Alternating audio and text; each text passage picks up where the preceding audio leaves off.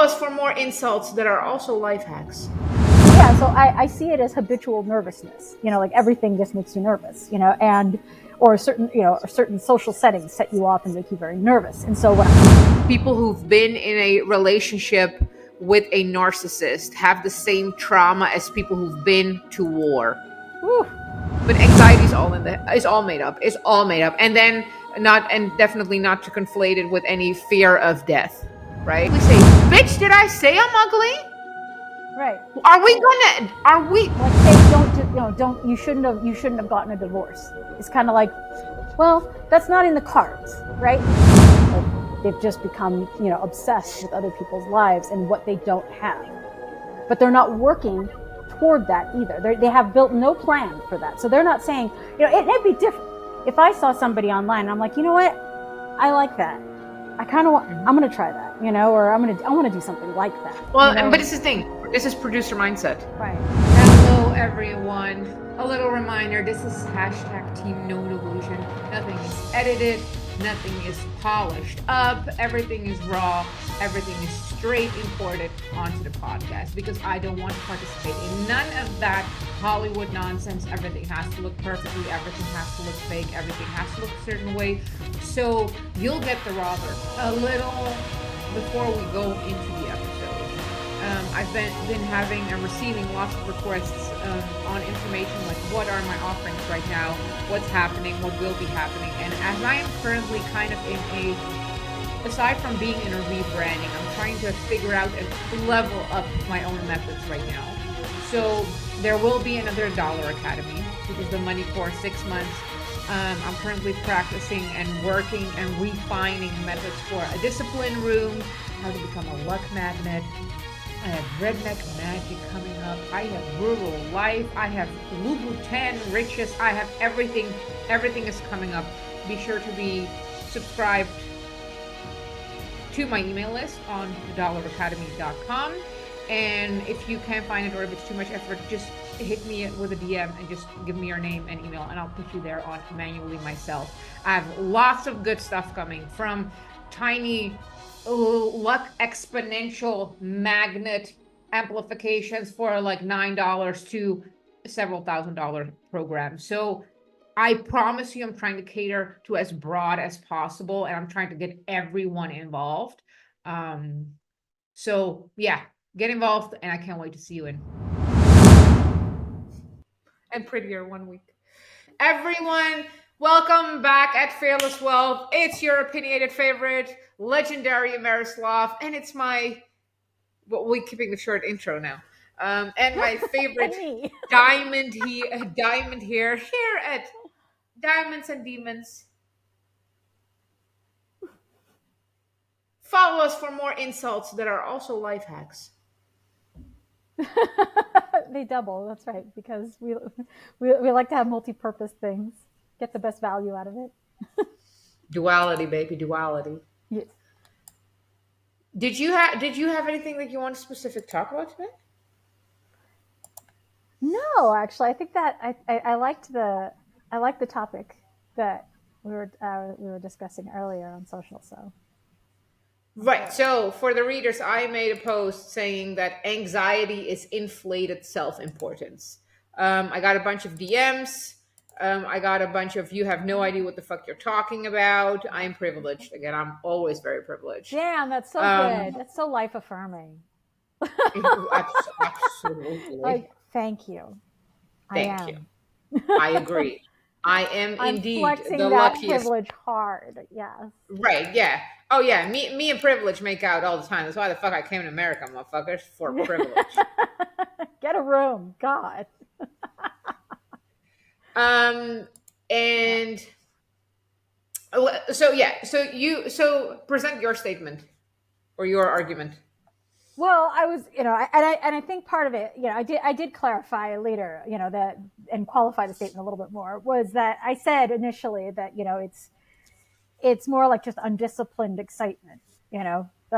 That's kind of how I see it, is that, there's a certain amount of, there's a lack of discipline involved in it, that, where there's a part of you that's just very feral. Right. And I think the person I ended up engaging on this almost corroborated this, right? Where it becomes this fight or flight thing, and we all tap into our primal, fears and whatever. But I said you could easily switch out excitement for anxiety and probably have a whole paradigm shift on how you see the world. And and of course she chimed, somebody had chimed in and said, oh, so somebody can be excited about death in the same way that they have anxiety about death. And for me, I have a hard time understanding anxiety towards death or anything inevitable. That's like saying I'm anxious about growing. As you're growing, like it's already happening, you're in it. It, if it's something that's inevitable, to being anxious about it is a weird thing to me that it's hard for me to actually just wrap my head around.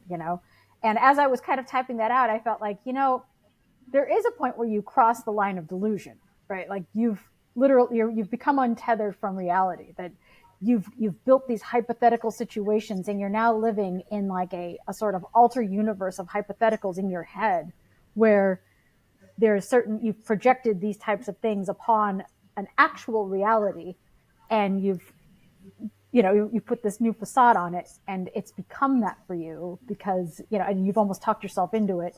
You cross over from just there's like a spectrum of normal human emotion, slightly disordered, to like almost schizoaffective disorder, right? Like you're literally living in a delusion now. Like this is not even real anymore. Like there's nothing tethering you to reality. So and all of which creates a sort of either fear or nervousness in you. And I kind of saw anxiety as a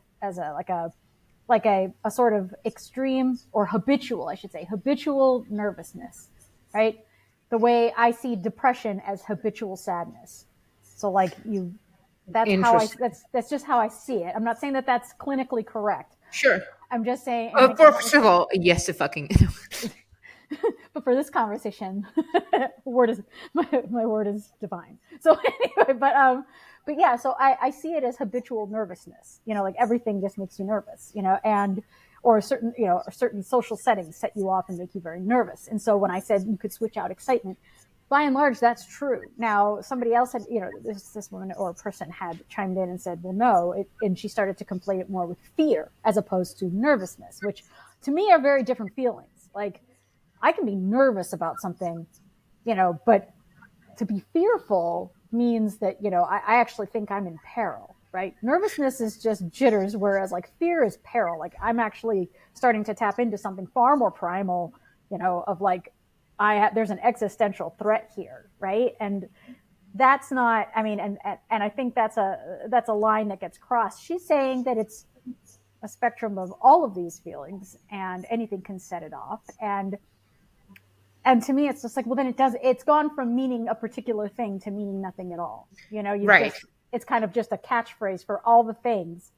Which is my problem. Right, right, right, Right, right. So I right. don't know if you've read the other comments, but people pull out PTSD and trauma, and I'm like, y'all doing the stretch. Y'all doing the Right. stretch. Yeah, You yeah, should yeah. you should know better than to speak Right, to me this way. right. Um, I thought I trained you and better, but okay.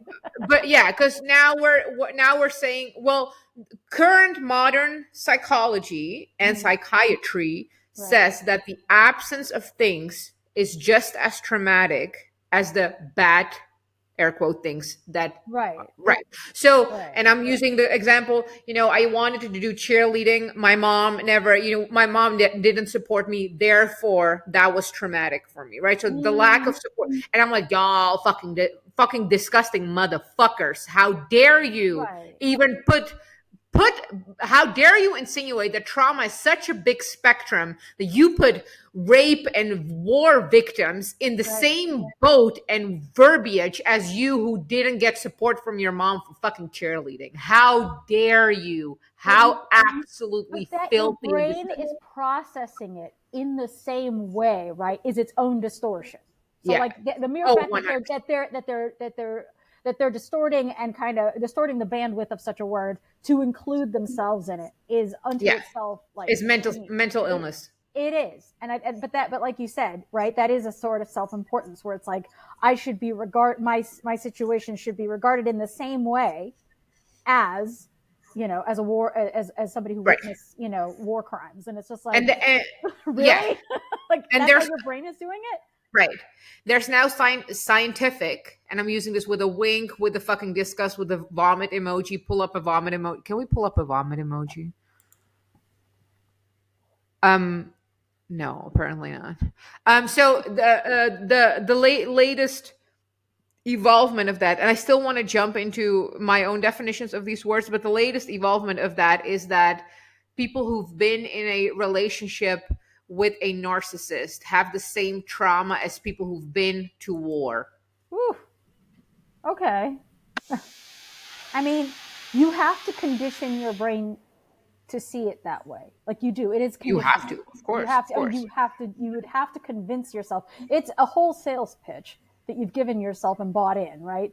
And part of me is like, and that's one of the reasons why I told that person on your thread, look, perspective can, skewed perspective can be course corrected. Like, Mhm.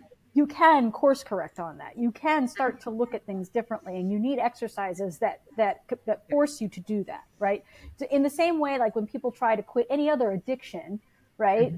Mhm. Mhm. You're just addicted to a certain feeling and a certain Mhm. emotion, an Mhm. emotional response. But when you're trying to break addiction, typically what they have you do is they have you do something else. Yeah. Like, what you would have filled the time with, or the activity in that moment, you would have grabbed a cigarette, or you would have grabbed, some weed, or you would have alcohol, or whatever it is that you're dependent on.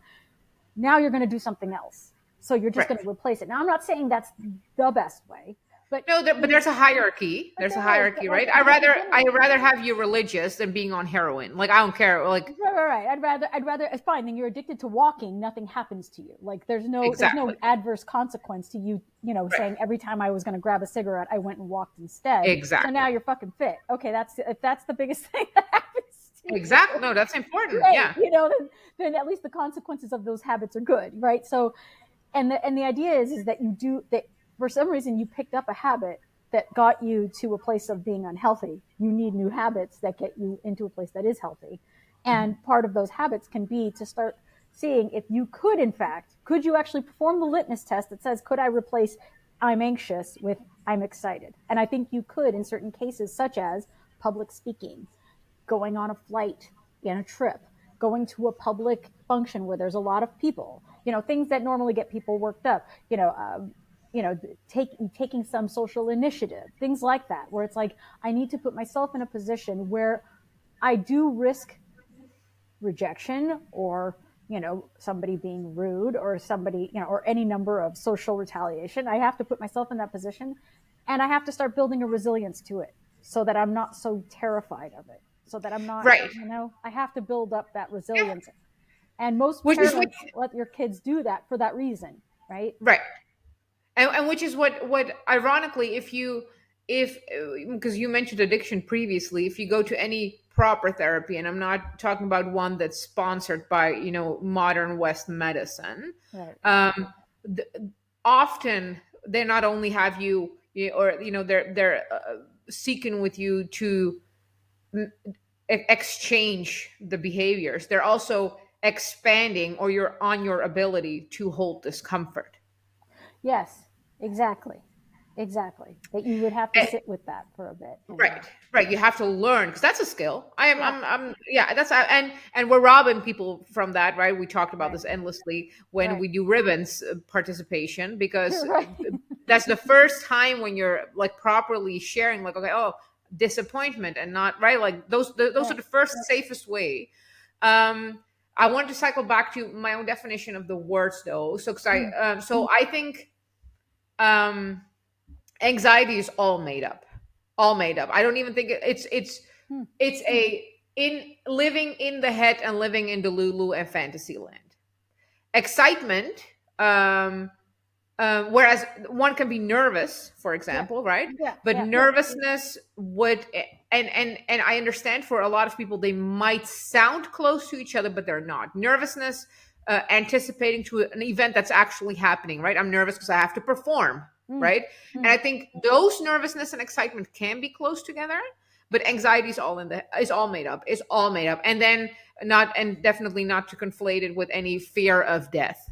Right. right? Fear. Yeah. And then because that was a example specifically used, I think people are afraid of death for various psychological reasons, because regret, shame, what guilt, Right. they haven't Right. done something, Yeah. and the fear of how they're dying. That's right. That's what I called out, right? It's just like, Right. is it actual fear of death itself? Because nothing happens there, right? That's the end Nor of that. nor do you know, like you Right. cannot, You don't know. Like there's no so conscious. then it Yeah. would be anxiety, because it's made up. Again, you have no idea what death Right. itself is going to be like, so you cannot be anxious about it. But I could certainly understand somebody being fearful of, of perhaps they know that their parents both had cancer and they could genetically Word. be predisposed to that. And so they might be fearful of that. And then they saw the suffering and they're fearful of the suffering. All of that makes sense to me. That I And that's get, fearful, but right? that's fearful. And it's not necessarily of death. It's of Right. pain, right? You're more One, fearful of the absolutely. suffering and the Absolutely. medical bills or whatever the fuck else that comes with that baggage, right? Just suffering, just Right, pain the and suffering. suffering in Yeah. general. But that's not. I mean, but to me, that's not anxiety. That's not how No. anxiety is being used. And I feel like when you start to, what I don't like is when people. There's two things I don't like about the way in which anxiety is kind of couched in society. The first is that what they do is they use a very reasonable scenario, and that of something like fear of suffering, which is reasonable. That's a reasonable thing to fear, especially if you have a genetic predisposition or you are captured, let's say, and you know that this person is not going to treat you well. All of those things that's a reasonable feeling, as opposed to anxiety, which is a condition where the disorder is in the fact that you're having an unreasonable response to an otherwise very benign situation, right? That is the disorder. Right. That is the disorder. There's nothing disorderly about being fearful of a fearful situation. Like being afraid in the middle of a war zone is normal. If you didn't, I would think there was something wrong, right? Right. Then we'll have That comports. That those two things line up. But when you're sitting there saying, I'm anxious about asking for more ketchup, there's nothing in that situation that suggests that should be a thing. Like that is a very benign. Unless we're in America, no, then it's right. valid and it's your truth. It's violence, right? Right. And it's like, but to me, that's, you're crossing over into some sort of delusion now where it's like, you're more than just nervous. You're more than just nervous. You've got an irrational fear of something. And the second thing that I don't like is the idea of treating disorder in the possessive and taking some sort of ownership of it as if it was Pet partner.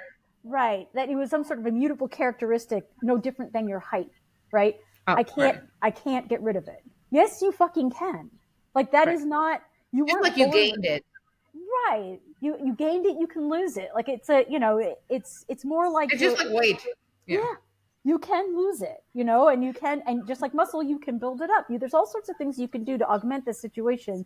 But when people talk about it in the possessive, that was what I was joking about, where I'm like, sorry, I can't go. I got to go take my fucking anxiety for a walk because it's now this companion of mine that I have to consult every time I want to do anything. Like you're almost a hostage of your own personality disorder, like it's weird. Well, so I made the reel on TikTok and I made the reel on Instagram, and I cross post on TikTok. I'm not on TikTok. Like I don't use the app. I just post and like am out. So I like fucking a week later I learned that my video has been removed because of violent speech, and the video was me saying, if you tell me you can do something because my anxiety won't allow me, or my depression won't allow me, coming back to quotes that we always talk about, I'm like, you need to break up because it sounds like you're in an abusive relationship, and that got removed for violent speech. And I think, and I'm not sure if this is a personality trait or if it's because I speak so many languages, so one starts to think about the meaning of languages and words. My problem is even the word fear. I feel like we're missing a component or a word that should come before fear. And I'm going to elaborate on why that is, because this is the thing. There's no way, for one, actual fear does not communicate, that does not market itself. I'm like, it doesn't sell itself, right? It doesn't have these elaborate stories and scenarios. That's all mental. That's not fear. Fear is very innate. Like, and you're in an alley, something tells you, like, it doesn't go like, oh, but maybe, right? Yeah. Me, Yeah. when I had my recent rattlesnake encounter, there's nothing in my mind going like, oh, maybe the rattlesnake doesn't like me. Do I feel like running? Do I feel like stepping aside? Yeah. The actual fear innately takes over, and there's no conversation. No. And Right. my Okay. problem, that's also why I have a problem when people say um they they fear, let's say, school shooters. For Mm. so the parents nowadays, and I'm gonna be so fucking hated for this, when parents tell me, you don't know what it's like to have a kid in the school system, because I'm afraid daily that I'm gonna get a call. I'm like, no, the fuck, you're not afraid. No, you're This not. is the thing, because No, you're real not. fear You wouldn't have sent your requires kid. you to act, Right. You right? wouldn't have Because sent your kid to school. exactly, real No. No. fear. No. There's a reason why you don't throw your unswimming child in a swimming pool, because there's a real fear that Right. your kid is gonna drown, right? So you're not gonna do that. There's when you learn that Uncle Hank, who is a child, and you learn that he's a child molester and who's out on probation now after serving 10 years. You're not gonna put your kid to play with Uncle Hank, because there's a Right. real fear, right? Mhm. There's a So fear is directly linked to an activity in the now. So when people say, I'm afraid of, getting cancer because, my or I'm afraid of getting diabetes, but they're shoving sugar down their fucking face. You're Right. not afraid. No, you're not. No, you're So you're not. telling yourself to feel good about yourself, or to kind of like delulu yourself into, okay, I'm aware. Like, I don't know what kind of mental gymnastics you're doing, but you're not afraid. I think I will. I go back to, and because you speak Spanish, I can say this, and it'll make sense. There's a difference between estar and ser, right? 100%. Yeah. And the difference is estar is temporary and ser is permanent, right? Yeah. So soy, what mujer, right? Hmm. But Yeah. let's see. So I can say soy mujer, but I can say estoy enferma, right? Right. Because I'm temporarily sick, but I'm always a woman. like Right. I can't. Which ironically also wouldn't work with the new rules in America, right? Because you cannot always. That's also temporary. But But that's just a little wink. but yeah, but I mean, but there's linguistic markers and Absolutely. evidence of this, that people recognize the difference between permanent and impermanent and and situational. And so because we know innately that exists, as humans, I think what we're doing is we're kind of hiding that, and we're kind of just saying it can stay as long as it wants. It could be permanent. It could be part. And then we start saying, well, maybe I'm now going to say, so now it sounds really weird, but I can say this. Yo soy Hmm. enferma, Yeah. which is like, And now it's permanent. that's right. And whereas I know my Spanish teacher would have fucking thrown paper clips at me for doing that. Today, not so much, right? Like, and I'm only saying this because it's such a stark example, but the thing is that's what we're doing, is that we're changing the meaning in that way and how we're using it. Again. And in English, we don't have the distinction, so we can do that. We can just say, well, we don't know that it's temporary. We don't know that it's permanent. We don't know. Yes, we do. Yes, we do.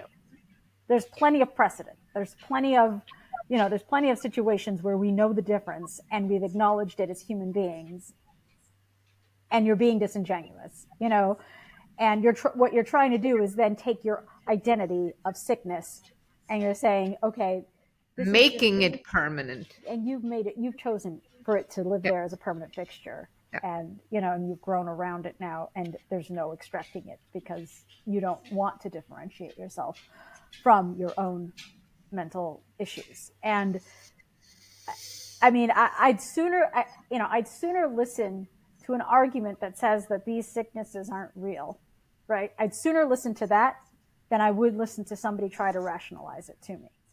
Well, this is and problem with Top G. I hate that. Well, I don't hate, but the fact that I've been referring to him in the last 3 podcasts. He's very clear, and I have adopted his phrasing in that, because I share that opinion.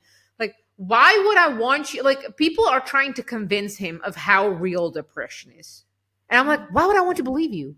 You're like, why are you trying to convince me of its realness? Yeah. And people make, right, obviously it is for to validate their own inaction, or misery or sadness, whatever the fuck Yeah. it is. Yeah. But people are so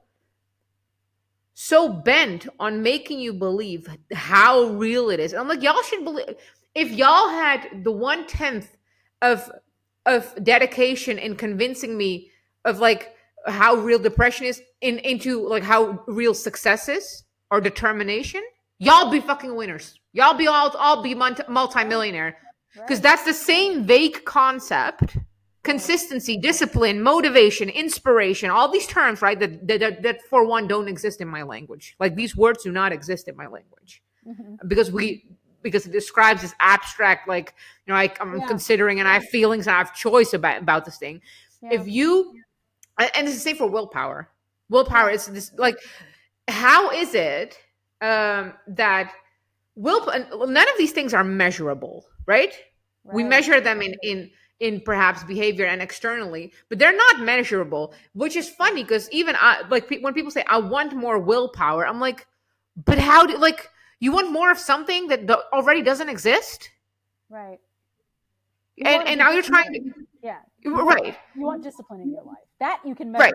Right. There we go. Right? Because Right. there's the Yeah. time when I didn't do the thing, or I did the thing, and I You didn't did feel a like thing or it. you didn't do a thing. That's exactly it. Like it either happened or it And I didn't. You either repeated showed that. up or you didn't. Yeah. Exactly. Consistency. Yeah. That is So measurable. Right. convince me of the realness of discipline, and the same level you're trying to convince me of your fucking depression. Right. And what it is that and that's one of the reasons why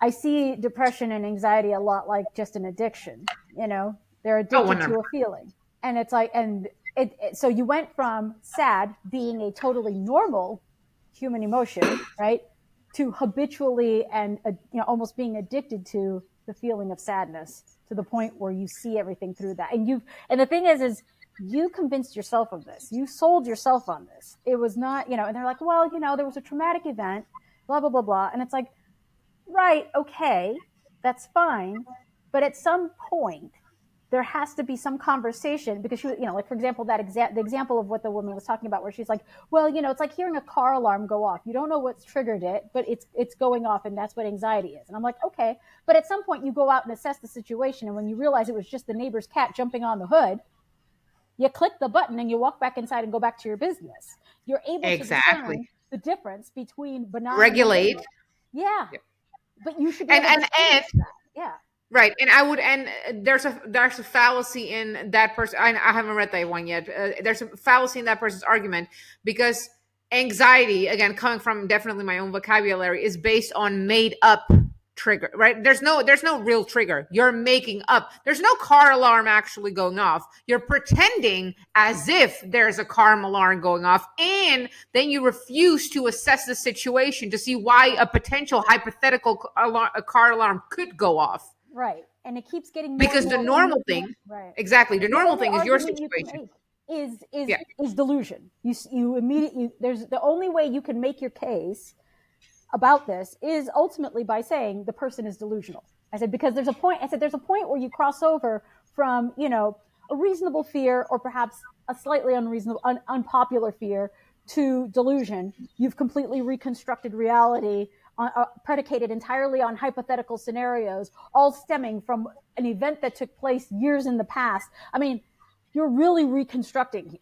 Like, you are You're reconstructing you're reality. working hard at it. You You're are working working very fucking hard at hard it. And at the it. fact that it comes so easily to you now means that you've been doing this for a while, and it's like, to me, and the idea that she broadened the bandwidth to the point where it was like everything from butterflies in your stomach all the way to paralyzing fear. And I'm like, so there's no room for like what we would call phobias, right? Like Which is an agoraphobia, or extreme.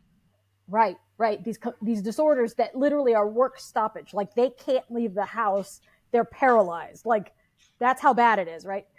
That So that is in the same grouping as having butterflies in your stomach. Like, it can't be. It can't be. Like, that's not the same thing. You're going too far too hard, and to make your point about anxiety. And it's like, I get it, your job relies on it. And she was like, well, if everybody could just replace excitement for anxiety, then my job would be very easy. And I said, I don't think so. I said, because the reality is that a very simple solution can still be very difficult in execution. I said, Sure. if I point at the mountain and I say the easiest way is straight up, that was a very simple solution, right? Right. Go try and do that. That's hard. The Right. execution of my solution is very hard because you have to go like this back and forth, or you're going to have to start repelling. But either way, it's fucking hard. So yes, the solution itself, when I say it, sounds very simple, not complicated, but difficulty is high, right? So because what do you have to do? You have to break a habit. It takes weeks to build a habit, weeks, and that's if you're diligent about it and you're doing Right. the work. Not if you're passive. Yeah, Mm-hmm. exactly. You're not going to passively change what it is that Word. got you here. So my and I cycling back to depression. So you said like a habitual sadness, Mm. and my definition would be a little different, and I want to bring a caveat to that. So mine would be habitual apathy, Mm. because Okay. sadness is still a deeper feeling, again in my translation of the word. Mm. And um and and also by that, using my personal definition, most people are not depressed, nor even are they sad, because most people who do depression, because I don't have any, they're actively doing it, they're still watching, binge watching Netflix, or they're doing these high dopamine shit, right, or eating bad fucking shit. So it's not that you're apathetic, but because apathy would insinuate that nothing works. And that's Right. why actual depression, actual depression is in such a minority Mm. that it shouldn't even be in the scope of the cultural, verbiage. Like, it should not. Mm-hmm. um and and I think it could even apply for habitual sadness. Like, and I'm kind of seeing like a mopey Eeyore from like Winnie the Pooh or something Yeah. like Yeah. that. And I'm like, well, often they're still doing the high dopamine shit, right? Yeah. Because they don't feel like the other stuff. So I, per definition, depression almost doesn't exist here. And I promise we will jump right back into the conversation and the episode.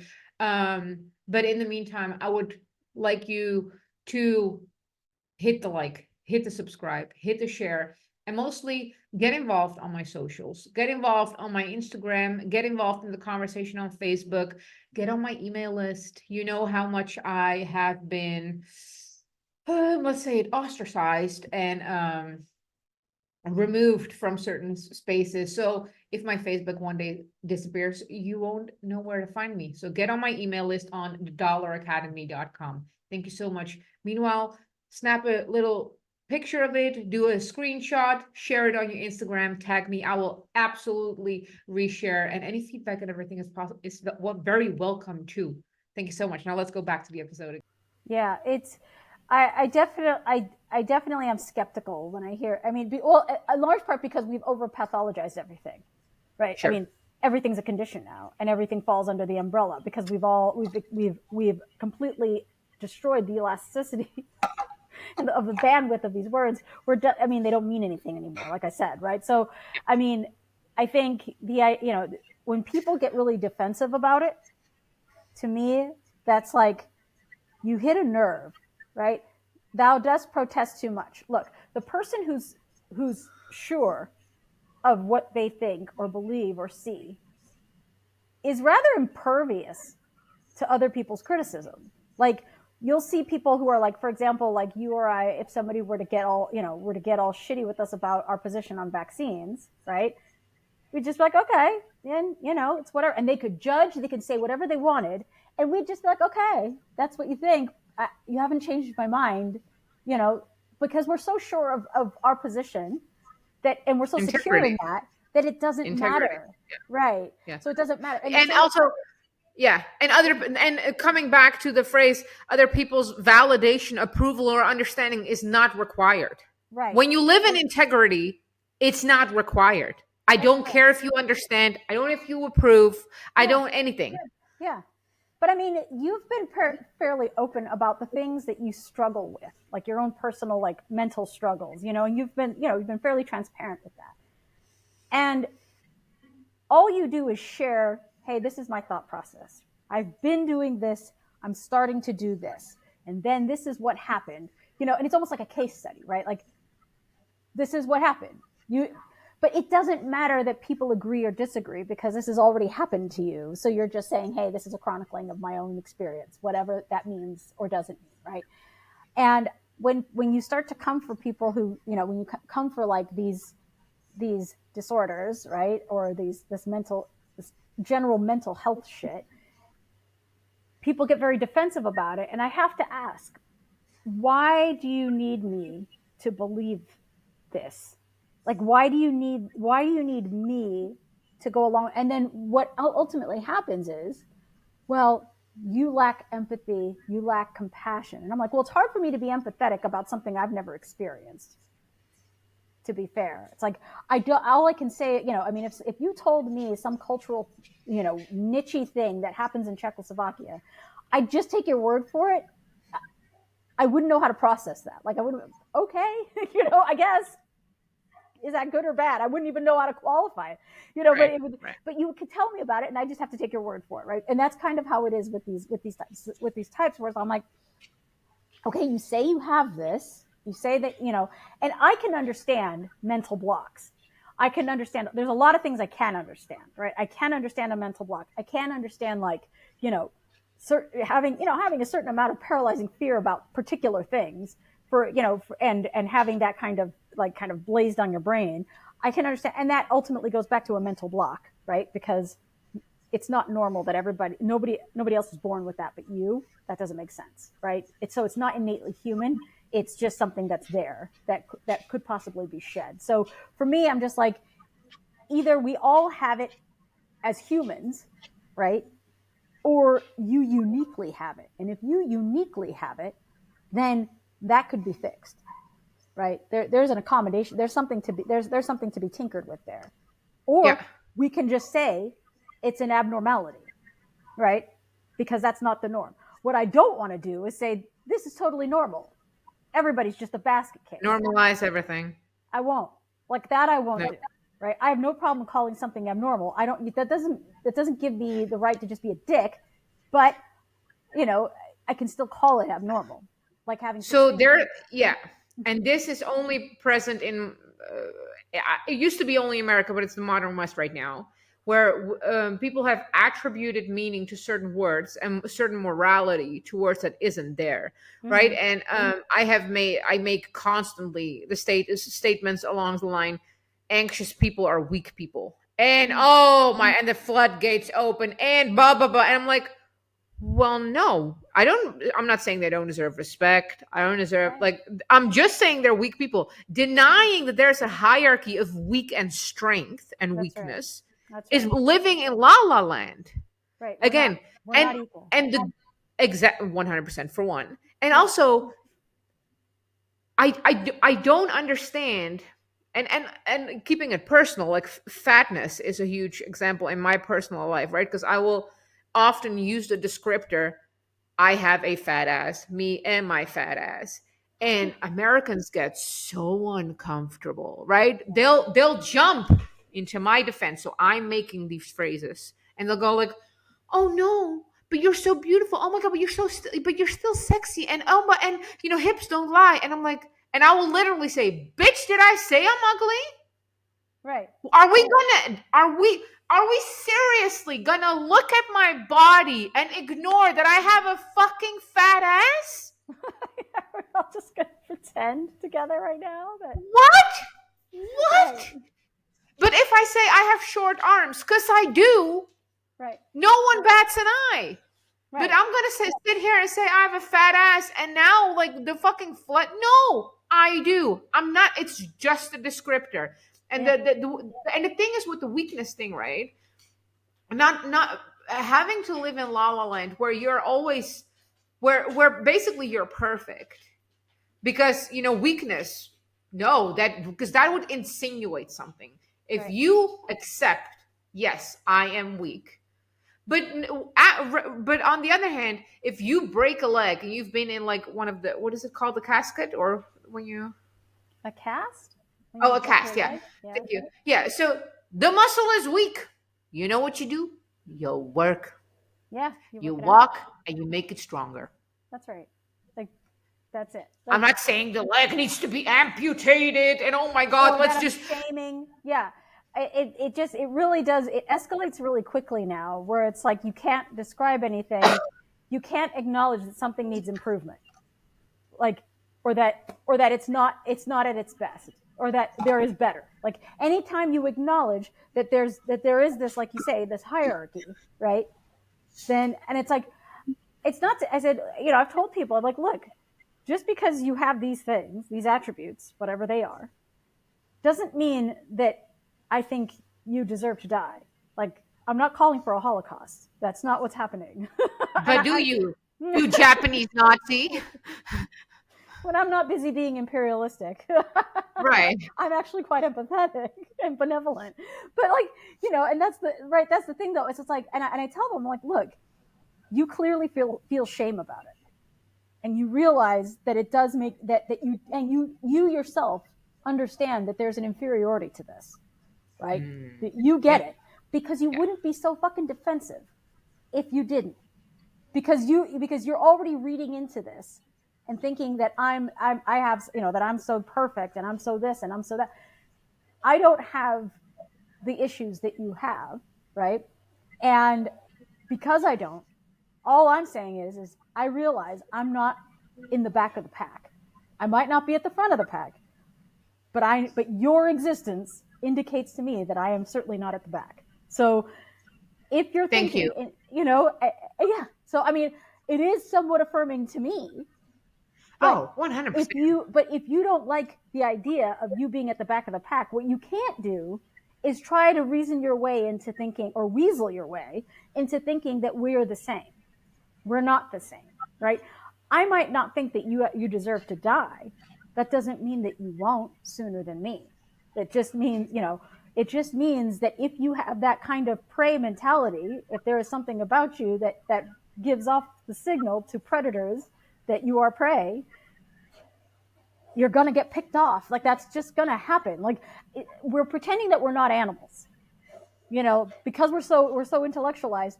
We thought our way out of it. We've overthought our way out of it. But the reality is that we are still animals and we are still pack animals, and we are our own predators. And we make this clear every day. And I tell people, look, you can't simultaneously tell me that you've got these disorders, right? And I'm telling you I've got none of that, and I don't even understand it. And somehow we're still equal. The fuck we are. We're not. You just explained to me how fucking broken you are. Well, but And this is the thing, right? These yeah, people will use their disorder, in hindsight, as an advantage. Oh, I got so rich. Or, Elon Musk is so rich because he's autistic and he has ADHD. mm, So then, oh, then it's convenient for you, right? for Right. So what? no, Yeah, it's such mental gymnastics, and the removal of from nature. You made such a good point. Is that just because we have a, perhaps a spirit, a soul, a sense of morality, mm, to various degrees and hierarchy too, right? yep, It's like, oh, we're not from nature. No, everything is constantly trying to kill us. right. Our own body is trying to kill us From the day we're born, from the day we're born. you're trying to die.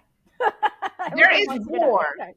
constantly, Yes, right? yes, Whether it's you trying to avoid being hit by a car, and you're not walking around there like you're fucking in yeah, actual war zone. It's no, a part of your existence. You that's right, look left, you look right, you look left again, you cross the road. right, Because if you don't, the car is gonna fucking kill you. right, You're not gonna be able to cross the road. right, So, but yeah, but it shouldn't be. It shouldn't have, right? It's always this shouldn't. It's this, again, the Lulu. It shouldn't exist. It shouldn't be, but it does. And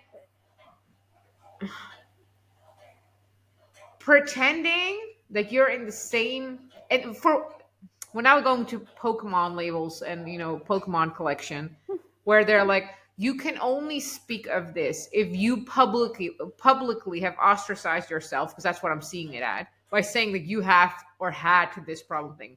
But if you have suffered from borderline or bipolarity and you have overcome it, then you need to shut up. Then you don't get to speak anymore. But you only get to speak if you still have bipolar, right? You only get to speak if you still have triggers. If you've overcome them, then your voice don't count anymore because it doesn't fit the narrative. Yeah. Well, what's So really, everyone's just yeah. cycling. And the people who have actually like overcome themselves, right? Who have actually like, like gone from like institutionalized to like just, through a course, obviously a course of work, they've done this and they've overcome themselves. And now they don't have it anymore. They're not bothered with this anymore. Is it really does it does actually, deconstruct a lot of the things that these people who lean on it do. It kind of sweeps the leg, because it's like, like I've heard of people who have actually been institutionalized and then just realized, you know what, I'm not doing this anymore. I just don't want to. I can't live like this. Like, this is not a life, And they got so frustrated with Yeah. themselves that they Yeah. just said, I'm not. I'm just not going to indulge it. And Yeah. it took a lot of work. It took a lot of new habits. It took a lot of, kind of reevaluating the world, a lot of introspection, a lot of, purging of stupid shit and baggage. But they did it. And then when they come back and say, you know what, I realized that it was a choice. There was a day where I woke up and said, no more. And no different than addiction, you hit rock bottom and you say, no more. And you just fucking say goodbye to that shit and you move on, right? Through a series of events. And I'm not saying it turns off like a switch. I'm saying it's a process, but nonetheless, it's possible. And I've heard people just, defend the fuck out of it and just say, no, then you weren't really depressed. You weren't really bothered. You weren't really mentally ill. You faked it the entire time. And it's like, so I did all of this so that I could do this to you on social media? You think I went through all of that so that I could say, see, to you on social media? Like, no, I didn't. I didn't even know you existed. Like, Right. Well, don't flatter and yourself. this is that.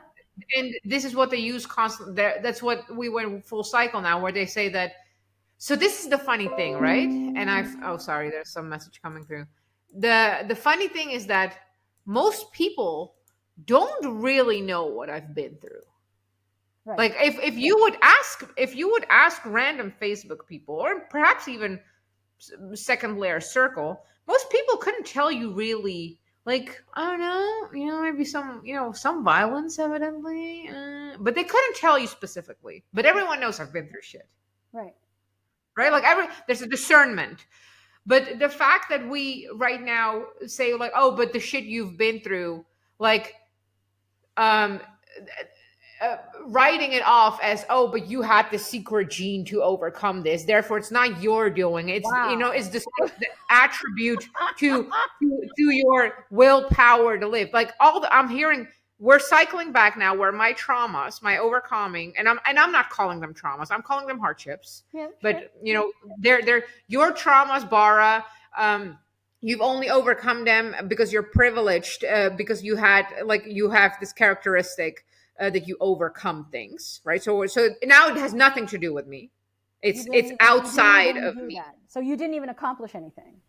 No, Yeah. no. And now but while it's simultaneously being a privilege, because if I wouldn't be this resilient if I haven't had my hardships, which I also disagree with, by the way. I think people can be very resilient without going through hardships. That's a different. Yeah. And coming, the usage of words where the person who is catcalled is in the same Me Too category as the girl who walked from a club and is violently raped by a stranger in an alley. That's the same group. Like, the fucking dishonor and disservice. Right. Oh, I Me too. Right. It's a What happened to you? Oh, someone called at me, you and your nice tits, while I was in New York. So me too, hashtag me too. Are you fucking kidding me? Yeah. Are you what fucking is it, the opposite kidding of stolen valor, right? So it's stolen victimhood or some sort, like, where it's like you're pretending and you're LARPing as if you were part of the same thing. And it serves us right as a society to make a currency out of victimhood. Like we did that, as a society, we culturally created this cultural currency and did that. And now you're getting it. And it's like, for me, I don't like, I've seen a few things where like somebody had said, you never know how, you never know how painful words can be kind. And I said, I'm not on the be kind train anymore. I'm really not. I was for a minute. I was there for a second and I visited and I hated it. Right. I left. Went to the station, You went to the station, shopped got around, on, looked around, did got the whole out, thing, and then I got the fuck off because saw the dirty toilets. exactly. I said, here's what I'm going to do. I said, I'm going to be honest. I'm going to be principled. I'm going to be civil. I'm going to be those things. And if in the commissioning of those things you don't like it, that's not a me problem. It's not my job twofold. It's not my job to walk on eggshells around you and tread lightly for fear that I might tread on your feelings. And it's not your fucking job to police me as a grown-ass woman. Don't police my behavior. If you don't like it, walk away. No one's holding you in their basement. But don't police me. Don't infantilize me. And don't put yourself in a position where you have some sort of authority to check me on anything. You don't. If I didn't actually like commit a crime against you, you can fuck right off. You have the right to do that, and nobody is stopping you. So let's just keep it at that, And it's like, but people are trying to police each other, and it's inappropriate. Like I get it, it'd be different. It'd be different if it was like Chris saying, "Hey, Kelly, you might have been a little hard on that person, right?" Chris can say that. You could probably say that. Random person on the street? No, you may not. Not to a grown adult. Go check the fucking kids. Check those kids, because it's the kids who are fucking doing stupid shit. You don't like what I say? Don't listen. Walk away. Block me. Fucking keep scrolling. All sorts of other options, But they can, because they feel there are a direct, they literally feel victimized by the urge of the pull that feeling of your statement that caused. Yes. And this is where the whole like emotional labor, what was it? What was my post last week? We talked about it, where everything was racism. Tipping culture was racism. And I don't even know what it was. I was talking about something. I was talking about splitting the bill. Racism and I'm like, I'm not gonna educate you during Black. Bitch, you came here. I didn't even know I literally did not know you existed. What you mean? You're not gonna educate me? First of all, I didn't assign you a teacher. Like I didn't. This is the thing, right? These policing figures. First of all, I have to acknowledge you as a authority over me, towards me, in regards to me, in reflection to me, to give you the privilege of educating, policing me, correcting me. Like that's why, like you said, my partner can do that, my inner circle can do that, because I gave them, I actively sought out their authority, and vice versa. Right. That's a kind of like a. But I also value their input. Yeah, they're in my exactly like exactly. That's a actual transaction between our friendship, that I value your feedback, vice versa, and we all value integrity, in order for it to be called out in others when the other might drop a ball on that or fail on their behalf due to whatever reason. Right. But no, like, you educate me, let me educate you, let me police you. Are you on crack? It's the drugs. It is. It's gotta be. It's gotta be the badge. water. And it's a really bad badge. Like you got the swag. They got the low end stuff. It's too mixed up, people. That's right. It's mixed up with the Lulu. Product first. That's right. That's what you get. Should have gotten the test kit. That's right. Somebody. Yeah, exactly. And I think, it's interesting, because I know that is something that's currently happening to a couple of people I know, where it's like their kid is actually policing them, the parent. And I'm just like, bitch, what? Is there an example? Is it like, oh, Dad, you can't say that anymore because it's so bad. Oh my God. Okay, so it's basically like, I'm ready. You have to. Okay. So how? There's a thing that's going around where it's like everybody has their love language, right? You've heard of this, where it's like, my love language is really good food. My love language is, a touch or whatever. And I get that. Like, there's people who show their affection in certain ways, and there's people who like to receive affection in certain ways. I get that part. And I just want to acknowledge that up front. But when you don't get that, right, and it's your kid, and your kid is saying, you need to behave this way with me, or else you don't really love me. That kind of ultimatum shit is just like it's so foreign to me. And I'm just like, on what fucking timeline? And in what I'm fucking too immigrant for this. I'm too fucking immigrant for this. I'm like, No, you are. Literally.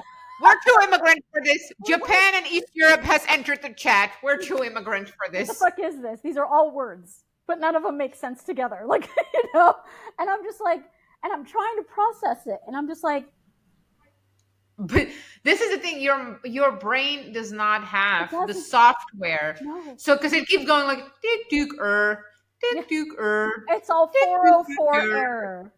Right, like constantly. Okay, try again. 404. Yeah. And I'm just on that thing where I'm like, I can't download this. I don't know what this is. It's like a PlayStation game on a Windows Vista. Not compatible. 100%. And I'm just like, all I can do, right? My only response is, and it's so visceral.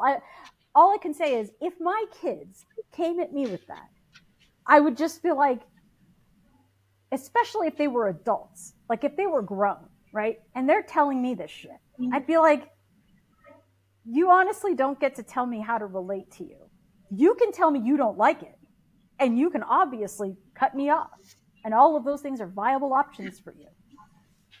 But you don't get to tell me how to show you love or affection. If you don't like the way I show it, that's fine. That's your prerogative. And as an adult, ain't nobody keeping and me. There's right. And then as you mature to whatever capacity as a child of, it's your responsibility to share its potential or like the effects or how it makes you feel, and then that parent can take into consideration, okay. Right. And I think, and to some degree that's fair. I think there's a certain amount, like, it just depends on where it's coming from. If it's like, absolutely, and I get it. Like, my dad's humor was kind of harsh, so I get it. Like, my older sister didn't like it, and and it was upsetting to her. And for me, I was just like, meh. Sometimes he hits, sometimes he doesn't. Sometimes he lands the punchline, and sometimes he fails. And I'm just like, meh, it's whatever. That's dad. And I kind of wrote it off, where she but it wasn't malicious intent. It's not like your father was. Yeah, it wasn't malicious, but some of it was in bad taste. Like, I was just like, it was just unnecessary, and he'd said it anyway. And I'm just like, Dad, and I get it. So it's like, she'd say something, and I'm just like, that's not her sense of humor. Like, read the room, bro. And there'd be some of that. Sure. But, sure. And that was just like, I mean, if you really want to keep having a relationship with her, maybe don't do that. Or do it, and then you can say that, I couldn't shut the fuck up and just keep my jokes to myself, or understand that she doesn't get it and that's not her thing, and do something. Like, I said, you got to do something. You got to optimize a little bit here. And I said, look, you want to give me a bunch of shit? Give me a bunch of shit. I don't care. Like, I'm fine with it. Like, I take it and I'm good. And at some point, I learned to give it back, and he didn't like it so much. And I was just like, wait, you taught me this. This is your trade. I'm like, this is your currency. This is how you related to me, and now I'm relating to you back. You don't get to do that. And he kind of just, he got it. Because a good player will recognize. Game versus game. Game recognizes game. Exactly. And when the student has become the master, and it's like, but that was a way to check my parents, right? But when you're saying that, it's like, ultimatums are not okay to me. I don't like that. In general, I'm not very receptive to that at all. Like, I don't like anybody doing that to me and saying, if you loved me, you would do these things. But if I have to tell you, and it's not in your nature to do it, then the odds are this is not going to go over well, And it's like, I understand a child wanting a certain relationship, but when you realize that that's not possible, like, it's just not realistic, asking for like saying, you shouldn't have gotten a divorce. It's kind of like, well, that's not in the cards, right? Like, It's already Oh, happened. So it's like, but this is where you're touching on, Dinah. You're touching on a great point where it's like the child, the child's perspective is operating from the notion your existence should evolve fully around me and my good feeling, yeah, not my well-being, because a child doesn't have a perspective. Like, it doesn't matter, even if you're fair like, enough. until you're perhaps 18 living on your own or any of those contexts, you do not have the context of No, well-being. fair enough. You only have your feelings, That's right. right? So you shouldn't have divorced because it hurt me, Yeah. right? Or you should do this because you love me. It's all insinuating this very centristic, like, hey, I am the center Main of the character universe. bullshit. Yes. Yeah, definitely. And then real life teaches you that main character energy comes from inward and goes out, right? Yeah. It's an active participation in life, and then others get sucked into your main characterism. Right. Right. But it's not a demand. It cannot be demanded. That's right. And you know, and I see it though, and it's like, okay, so for me, it's like the audacity, first of all. One. Second, the disrespect, right? I'm just like, wow, that's just a lot. That's just a lot. That's That's a lot for me to process. But you put a lot on my system, you know, you just put a lot in there. And it's like, but the third thing is, it's like, you created a problem for yourself, right? When you decided to perceive me as malicious rather than just misaligned, perhaps, right? Like, maybe we don't value the same things the same way. And that's fine. That to me is not offensive. And, you know, and it is what it is. Like, that kind of shakes out, you know. I mean, there's some kids just have different personalities than their parents. Like, and it's like, we really just we're not very compatible, or we have different values, right? Okay, we're not very compatible. We're not going to see each other that much. Okay, you know, I mean, bon chance, like, whatever, you know, like, I mean, and perhaps even good, right? Like, that means that you create its own person that can, like, if it's actual a value thing, like, good, you create I mean, its own thinking person. Yeah, and for me as a parent, I'm super proud of that. Like, I'm just like, that you're so independent, right? That you don't rely on me to affirm everything you're doing, but rather you struck out and did your own thing. Even if you end up finding out later that you're wrong, it doesn't matter. You did this, and you're going to do it, and you're going to go. And I'm like, you know, more power to you. Fucking live your best life, you know, and do the thing. To me, even if I'm not part of that, I've already set the wheels in motion. I did my part to get you to do that. You know, there's something about our relationship that prompted you to say, you're not for me. This is not for me. I'm going to go seek what is for me elsewhere. Okay. And that's okay. That to me is not an ultimatum. That to me is a declarative statement. That's a plan. Absolutely. Right. You tell me that I need to relate to you a certain way, and I'm sick and tired of your shit. And it's like, don't lecture or me. else. Yeah, don't lecture me. Don't lecture me. That's not your place. It really isn't. You know, I don't lecture my parents. I never lectured my parents. I simply told them, look, this is not for me. You know, there's just some shit I don't like, and this is it. You know, and if that's a problem for you, then that's a problem for you. Okay, you'll sort that out. This is not working for me, or this won't work for me. This is not working. And this is my assessment of why it's not working. That's right. Like, yeah, and it was a very simple conversation, but you know, but if my kids started telling me like how I need to behave and started lecturing me on me and my life choices, I'd be like, no, I'm not taking advice from somebody who's yet to get their shit together, you know, and get some fucking life under their belt to tell me about the life I've been living for 47 years, right? Right. You are part of my life, but you're not the center of it. You are part of it. You actually aren't the main character of my life. I'm the main character of my life, and you are but a guest star. You know, like you're, and I'm the guest star in your life, though. So I don't need you to build your life around me either. The difference is that I, as the guest star, as your parent, you are dependent on me. For a while, right? And the thing is that, you know, a lot of these, you know, children parental conversations and debates, what they miss is discernment. Yes. And I do feel that, you know, our generation, our parents' generation, you know, it would oversimplify and it would imply a righteous authority, right? Because I am the parent. Therefore, because I have the discernment, I have a life of that gives me the discernment. You don't Yeah. have that as a child. Yeah, and it, Right. it got simplified in because I said so, which is fine. Like we can discuss whether that's the right approach or not. Yeah. Um, but as you grow older, and endless examples ad nauseum. I'll never take grammar insults from anyone who speaks less than 9 languages. Now, before we end the episode, I am confident that you wouldn't just leave without hitting like, without hitting subscribe, without hitting that share button, right? You wouldn't do that to me.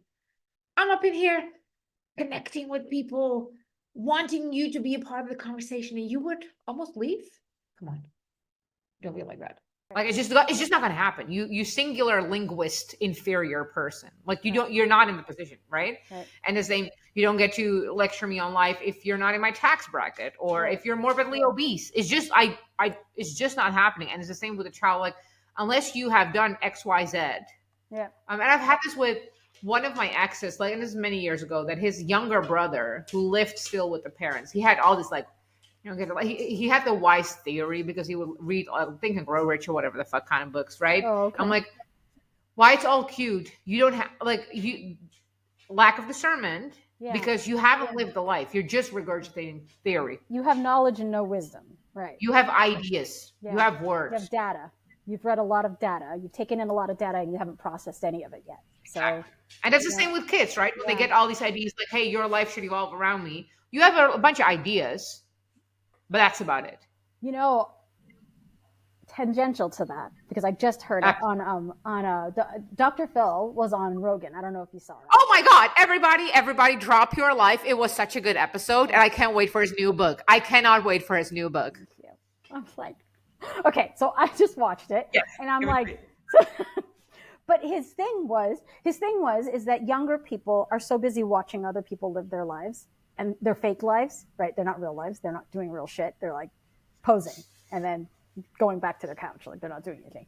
So it's like, and he's like, they're so busy watching other people live their lives, they're not busy living their own lives, right? And you start to create this sort of envy where it's like the grass is always greener on the other side, but that's largely because you've neglected your own lawn. Like you're not watering your own shit and it's dying from neglect.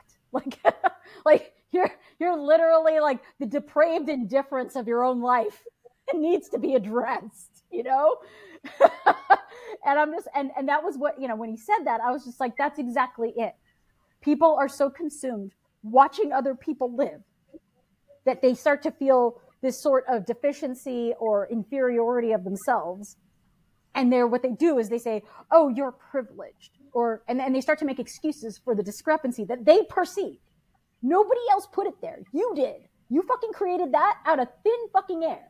You said, I'm going to go on Instagram today, watch somebody live their best life, and then proceed to criticize why that is true. First of all, you don't even know that that's real. You could have just been deep faked the fuck out. That person probably went to the studio and took a picture, went home. Like, come on. Like, well, even let's see if it's real, right? Yeah. And then we could go into what we value, Yeah. right? Because there's like the jet set life, Yeah. sure. But what's happening out? Like, what's happening in order to get the jet set life, right? That's the 16 hours work day. That's right. And I'm all for that jet set. Like, I love rich lifestyles but me, and you get into the like using millionaire fast lane terminology. You're either a consumer or a producer. Yeah. The producers they're not consumed, ironically, with what other people's produce. They're just producing. That's right. Yeah. Consumers, on the other hand, are constantly watching the producers and then be like, oh, but why don't I have that too? Right. Right. And you see a lot of it, but I think social media has gotten it to a far more like fever pitch, in that it's gotten very extreme, and it's gotten particularly extreme with younger people. Like they've just become, obsessed with other people's lives and what they don't have, but they're not working toward that either. They have built no plan for that. So they're not saying, it'd be different if I saw somebody online and I'm like, you know what? I like that. I kind of want, I'm going to try that, or I want to do something like that. Well, but it's the thing. This is producer mindset. Right. And all of us producers literally pull inspiration out of Yeah. other producers. Like if for the 10 minutes I am online and I see, one coach made 20 mil a year and I see the things she pulled out for that, I'm like, damn, okay, let me get a gear up. Yeah. Yeah. Let me see what my gear up means. What could that do? Yeah. Exactly. Because I see it, oh my God, someone else. Because in my own industry, and we've talked about that previously, in my own industry, because I was such an early adapter in that industry, I had to figure out the wheel so many fucking times. Like there was no one to tell me, show me, or right from payment processors to to Oh, just right. this All the, actual things, yeah, right? all the Right. other Like I was the companies. first one. So when I see someone doing great, I'm like, oh my, it's such an expanding thing for me because I mean, oh my God, that means I don't have to invent the wheel myself. There's some Right. blueprint. Yeah. Maybe like I might have to adapt it a bit, but oh my God, there's a like someone did it. But that's, Hell yeah. but like that's the difference. Like that's what I was explaining actually in my job because I'm in advertising.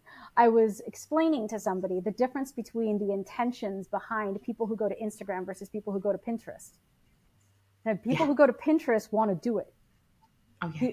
They do. They don't just want to see somebody's outcome. They want it. They do. They want to see that it's successful, but Like they there's want to. aesthetic pleasing, Yeah, sure. yeah, yeah. They like to see that, but they want to emulate it. They want to go do it themselves. That Right. is the difference. That is the critical difference between the intentions between people who go to Pinterest and people who go to Instagram. People who go to Instagram want to see other people do things and then they stop there. But people who go to Pinterest tend to want to do what they're doing and because somebody showed them it's possible. So they might not have come up with the idea themselves, but they are active enough to say, they are proactive enough to say, I want to learn how to do it. And maybe if I'm good enough, I can adapt it for myself and do other things. That's a thing, and so and it's like, and I've heard a lot of people like almost rebuke Pinterest as a viable place to advertise because they're like, a lot of people don't use it. And I'm like, yeah, but the people who do are high quality. Right. Right? Word. Like the Absolutely. composition of that audience is high quality, high Yeah. conversion rate, high propensity to act. Like Right. because they came with that intention before they ever showed up on the platform. I said that is not true of any other platform, not even TikTok. That's so interesting. I Mm, hadn't like you're shutting like you're putting it on the nail because I wasn't on Pinterest until I started decorating my new house. Like there was no reason for me to be there. yeah, And I was like, oh, let me collect all these ideas and see if I can make a mishmash out of it yeah, myself, yeah, which is has like it's in the doing right now. Same yeah. for my chicken coop. I'm a collect chicken coop I love ideas, it. Yes. and now me and the husband are making drawing plans. Yeah. You see? Right? Yeah, Yeah. it's Oh my God, real. that's such an excellent point.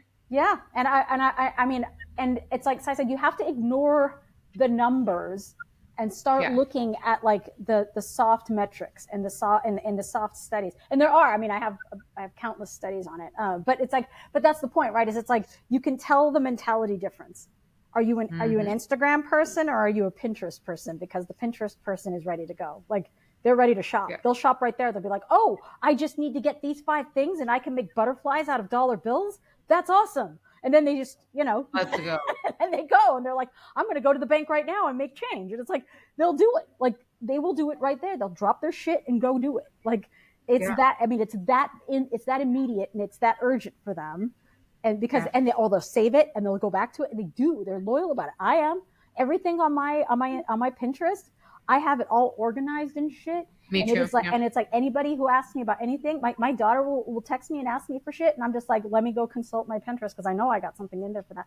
And Right. sure as shit, there it is, shared. See, this is the producer mindset though, because Yeah. I have so even on my Pinterest side of so I have filming room, which is my current project, right? Then I Mm-mm. have chicken coop life. Yeah. Then I have mailbox life because Mm. I'm making a mailbox, I'm making Yeah. myself, and then I also have a to make board, and I have a to try board. The to Mm. make is easy. So Yeah. whether it's food, whether it's a film, whether it's whatever, the to try is like, oh, I'm not really sure what the fuck I'm doing, but I'm gonna try it. Yes. But I specifically call that one to try. Yep. No expectations. I'm just try it. Yep. Yep. No, that is, and I think I think you're right. It does come down to that mentality. And as much as I don't want to use, tropey terms, it's true. There is a sort of like, there is a different mindset of people and you can tell how they go about the world and based on what their values are and what they're concerned about. If you're concerned about getting the resources and you're concerned about curating your plan, that's a completely different mindset from a person who has no plan and is not very resourceful and is more concerned about how you're executing your plan. Then you've got a huge, and I think when people get out of that mindset, though, when they snap out of it, because I don't think it's incurable. I really do. I do think that. Oh, absolutely. It's a skill. It's a skill. It is. So some are more talented naturally and inclined naturally to it, but definitely still a skill.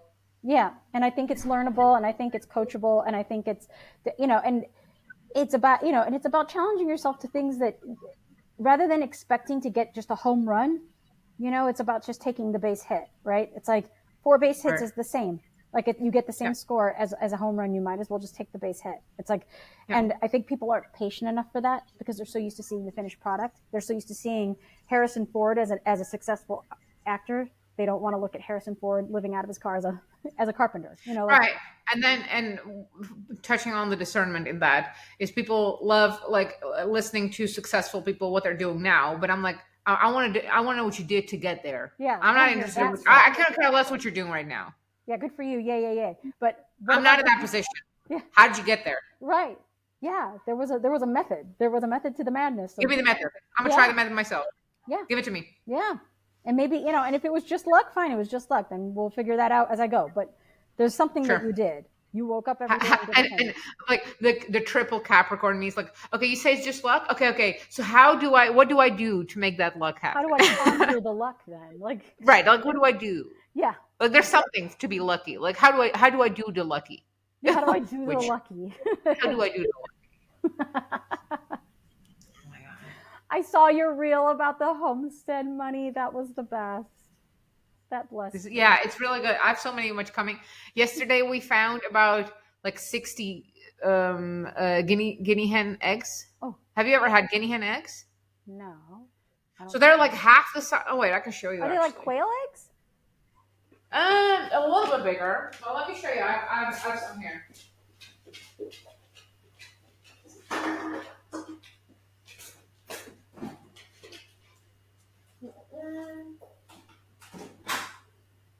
Wait, do you want it? Okay.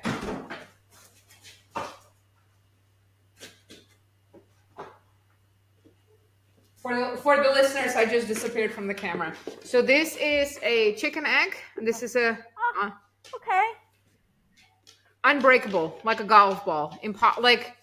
I won't do it here. I made a video on Instagram. Like a chicken egg, you can just squeeze and it'll crack. Even my 300-pound muscle husband can't crack these. But I like the flavor of them more than the normal chicken eggs. Oh, okay. So I found 60 eggs, and I had to test them, float them to see if they're still good, and they're all good, 100 out of 100. Yeah. So I'm like, how do you open them though? So with a knife or against like a real hard stone surface. Oh, okay. Dookie, stop eating the feather, weirdo. Okay. Are we gonna close it up for this week? Yeah, I think we solved all that. We solved the life, everyone. Diamonds and demons here at Fearless Wealth. We'll see you next week. Keep binge watching. Keep hearing the commentators. We're superior. Let's go.